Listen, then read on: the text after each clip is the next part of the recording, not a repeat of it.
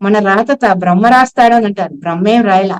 మన గతంలో చేసిన మన కర్మల్ని కొన్ని తీసుకొని ఈ సమయంలో ఇలా జీవించాలి, ఈ సమయంలో ఇలా ఉండాలి, ఇలా నేర్చుకోవాలి అంటూ మన ప్రణాళికని మనమే గీసుకొని భూమి మీదకి వస్తాం.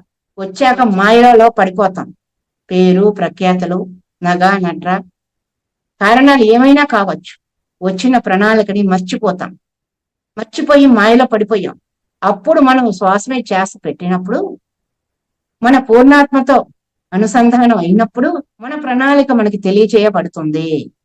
ధ్యానం నుండి లెగిసిన తరువాత మనకు అప్పుడు అనిపిస్తుంది, నాకు పలానా పుస్తకం చదవాలనిపిస్తుంది, లేదా పలానా చోటుకి వెళ్ళాలనిపిస్తుంది, లేదా పలానా కార్యక్రమం చెయ్యాలి, లేదా కార్యక్రమానికి పాల్గొనవాలి, లేదా కార్యక్రమానికి సహకరించాలి, ఇలా మనకి అనిపించింది అంటాం. అనిపించింది, అంతకుముందు అనిపించింది, ఇప్పుడు అనిపించింది అంటున్నాం. ఇప్పుడు ఎక్కడ అనిపించింది, ఎవరు అనిపించారు, ఎవరొచ్చి చెప్పారు నీకు? నీ అంతరంగంలో. ఏ రాముడు కృష్ణుడు ఏ దేవుడైనా వచ్చి అనిపించాడా? లేదే. మరి నీకు అనిపించడం వెనక కారణం నీ ప్రణాళిక నీకు తెలియజేయబడటమే.